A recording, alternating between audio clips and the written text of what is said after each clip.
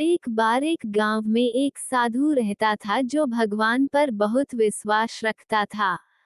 ये बार वह साधु पेड़ के नीचे बैठा था और भगवान को याद कर रहा था तो अचानक वहां बाढ़ आ गई। चारों तरफ पानी ही पानी। सब लोग अपने आप को बचने के लिए ऊपर पहाड़ की तरफ भागने लगे।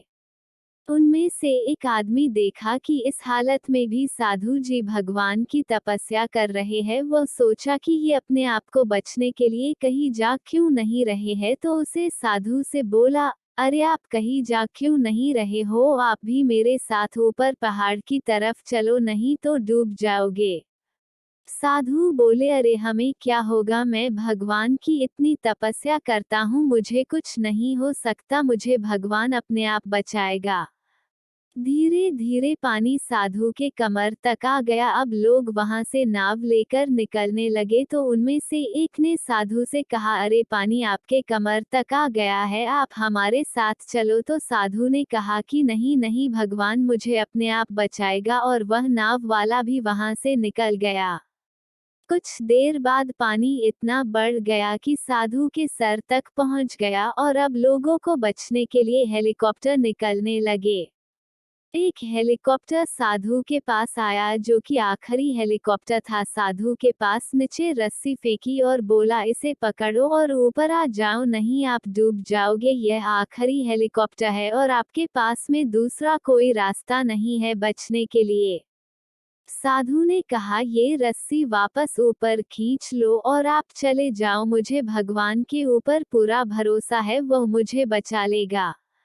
पानी काफी ऊपर आ गया, पेड़ डूब गया और साधु की भी डूबने से मौत हो गई।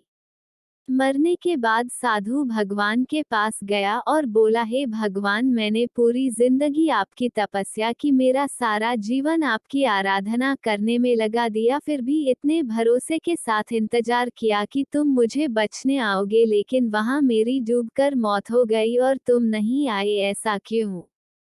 भगवान बोले, मूर्ख इंसान, एक नहीं 3 बार आया था, वो तीनों बार में ही तो था। पहला पैदल, दूसरा नाव के द्वारा और तीसरा हेलीकॉप्टर के द्वारा, लेकिन तुमने मेरा एक भी अवसर पहचान नहीं पाया, पता नहीं किसका इंतजार कर रहा था।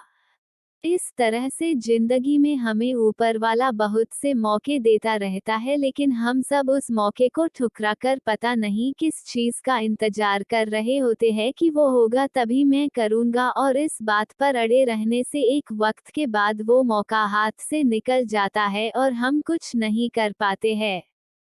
तो किसी भी अच्छे समय का इंतजार मत करो, जो भी करना है आज और अभी से ही शुरू कर दो। ऐसी ही और शॉर्ट मोटिवेशनल स्टोरी, स्पीच और कोट्स के लिए सब्सक्राइब करें।